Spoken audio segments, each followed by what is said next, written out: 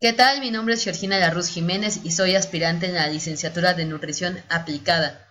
En esta ocasión estaré presentando el diagnóstico de hábitos alimenticios y de actividad física en trabajadores de la Ciudad de México como parte del informe final de este proceso de admisión. Me gustaría comenzar con algunos datos que me parece que son contundentes en materia de salud y sobre todo pues al tema que nos está atañendo y que además son la motivación principal para este trabajo.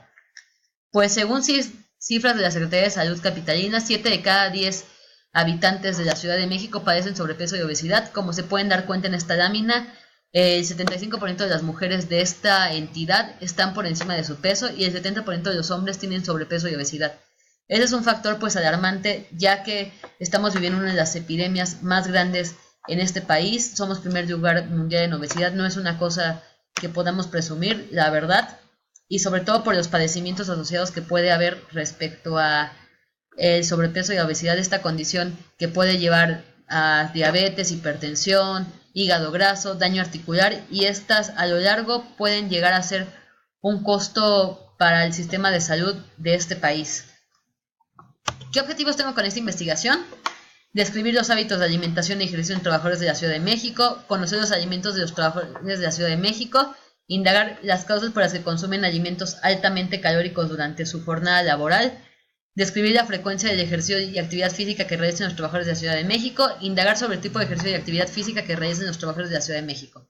Me preguntaban por qué es la Ciudad de México, porque en primer lugar es el lugar donde vivo y segunda, porque me parece que la Ciudad de México es de las ciudades más dinámicas económicamente hablando en el país y me atrevo a decir que en el mundo, en el sector de servicios diariamente encontramos muchísimos trabajadores y pues una condición sanitaria creo que podría traer problemas en la economía nacional. ¿Cuál fue la metodología empleada?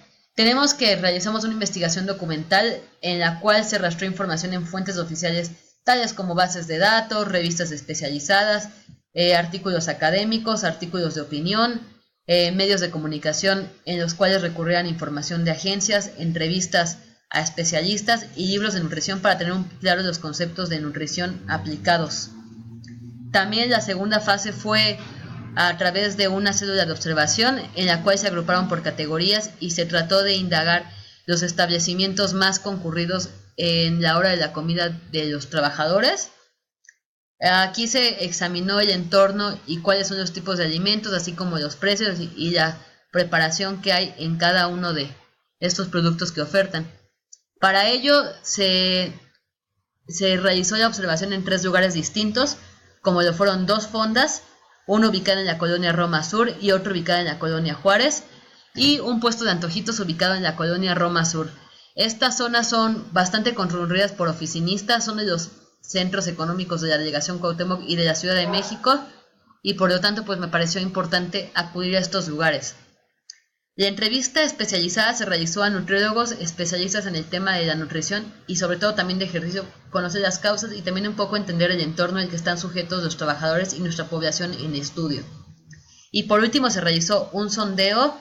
Le llamaré sondeo ya que no hubo ninguna muestra, sino que fue una aplicación a población abierta con la única condición que trabajaran en la Ciudad de México y que además, bueno, contaran con una edad productiva básicamente aceptable, que es entre los 20 años y los 44 años, fueron los participantes que tuvimos por este sondeo.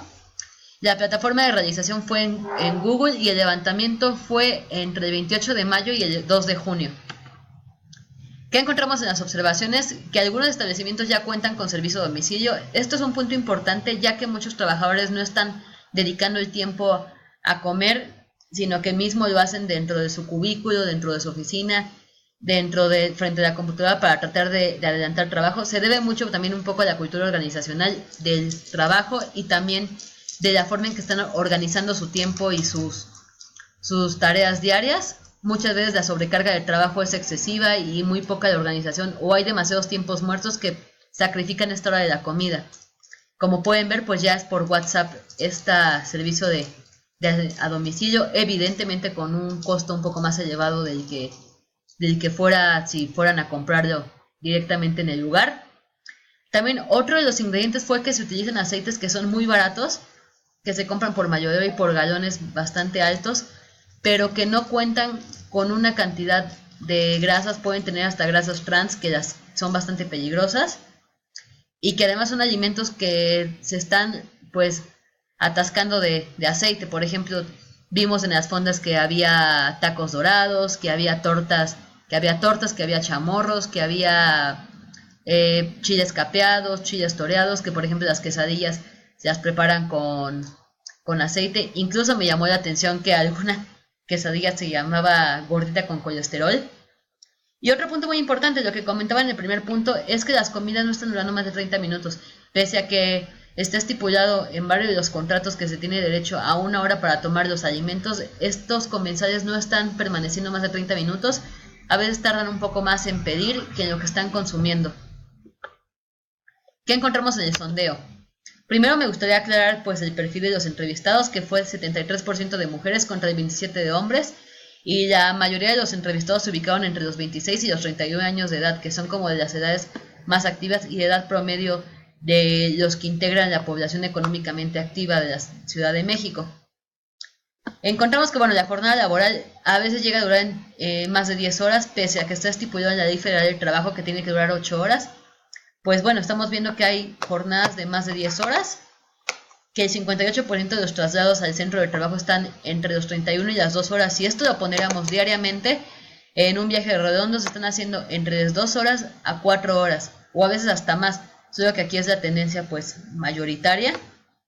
Así que si estamos sumando la jornada en su totalidad, encontramos que son hasta 12 horas dedicado al trabajo o a tiempo de trabajo. Los medios más concurridos son el metro, el automóvil y el microbús y el autobús.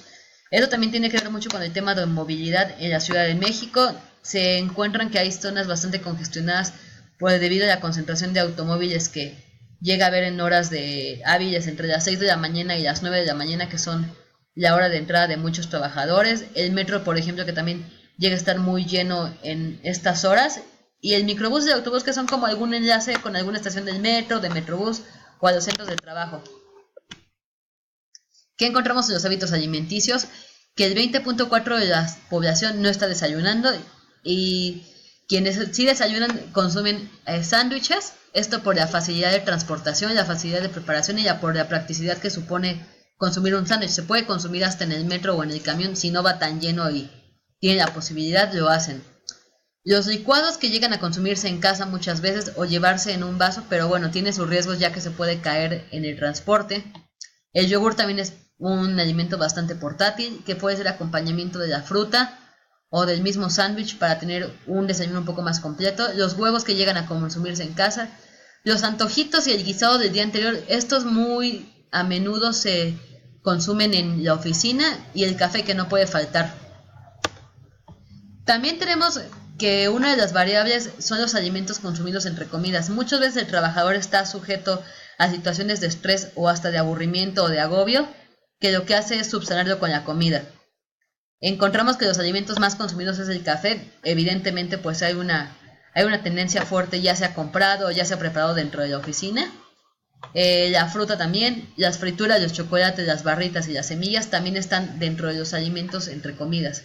Si bien es cierto, las frituras y los chocolates son considerados como alimentos chatarra, cabe mencionar que algunas barritas de cereal y algunas semillas, si no se llegan a controlar en su consumo o no se vigila la preparación de estas, pueden también consideradas como chatarras. Por ejemplo, las barritas que llegan a tener más azúcar o chocolate que cereales, o tienen azúcar añadida, o las semillas que pueden llegar a ser preparadas como garapiñadas, cubiertas con chocolate, con sal, pues también sí son de las que tienen que vigilarse esta alimentación.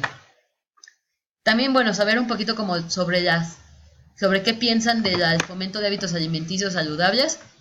Pues encontramos que el 32% de la población cree que comer saludable es caro. Esto por los alimentos que se han vendido, y porque también tiene que ver mucho la mercadotecnia de alimentos orgánicos, de alimentos de detox, o alimentos que también son de alta demanda, que terminaron elevando sus precios.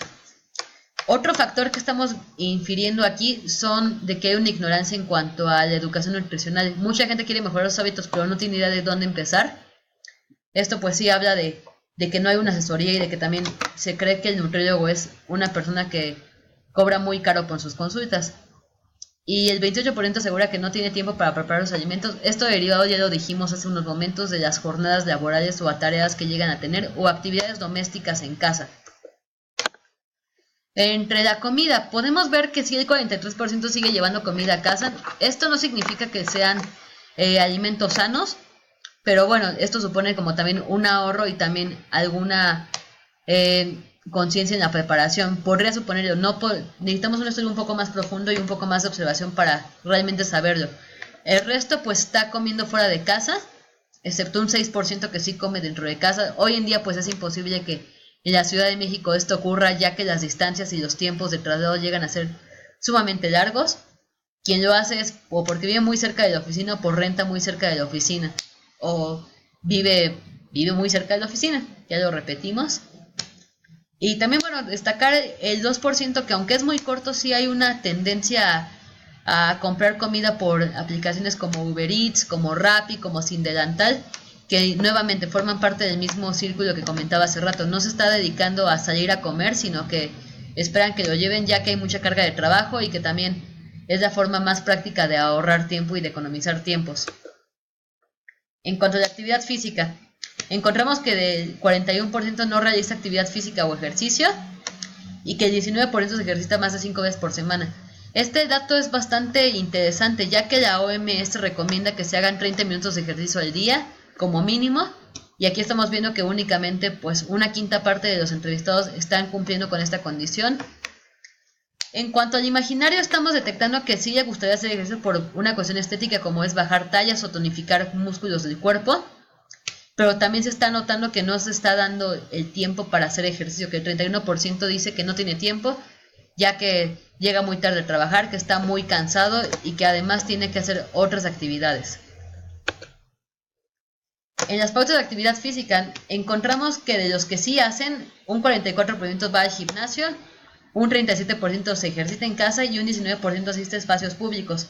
Esta cifra es bastante menor comparada con los otros dos establecimientos, ya que aquí hay dos factores que inciden, que es la inseguridad, que estamos viendo que sí está bastante fuerte aquí en la Ciudad de México, y también los horarios de apertura o de cierre. El 40% de la población hace cardio, el 27% hace pesas y el 24% corre. Esto último pues por la moda y la tendencia que hay. Otro dato que me parece bastante alarmante y que sí va de la mano con el sedentarismo es que solo el 6% de la población le interesa hacer ejercicio. Así que pues ahí tenemos una cifra que es bastante pesada. ¿Cómo vamos a activar a una población que pues no tiene como el mayor interés y tiene la apatía para activarse? ¿A qué conclusiones llegamos? Que aunque hay una mayor conciencia de la importancia de la alimentación saludable y de hacer ejercicio, aún hay muchos mitos por erradicar. Como los comentaba hace rato, que comer es caro, que ir a un nutriólogo también es caro, que no hay tiempo para prepararlos y que las dietas son aburridas. Son los principales que hay por ahí. Que la generación de hábitos saludables debe ser transversal, es decir, que contemple valores individuales y del entorno que sujete el paciente y realmente generar estrategias que sean funcionales a los hábitos y a las jornadas laborales. Que aunque se han implantado campañas mediáticas para la activación física, aún no hay interés alto para practicarse. Ya lo vimos aquí, que solamente el 6% está interesado en realizar alguna actividad, otros lo hacen por flojera porque creen que únicamente con comer bien es suficiente.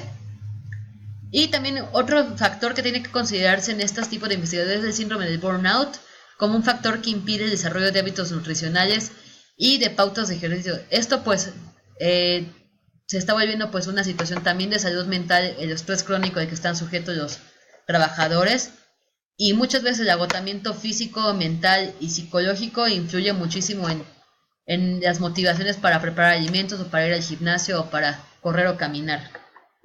Y por mi parte sería todo. Muchísimas gracias por su atención.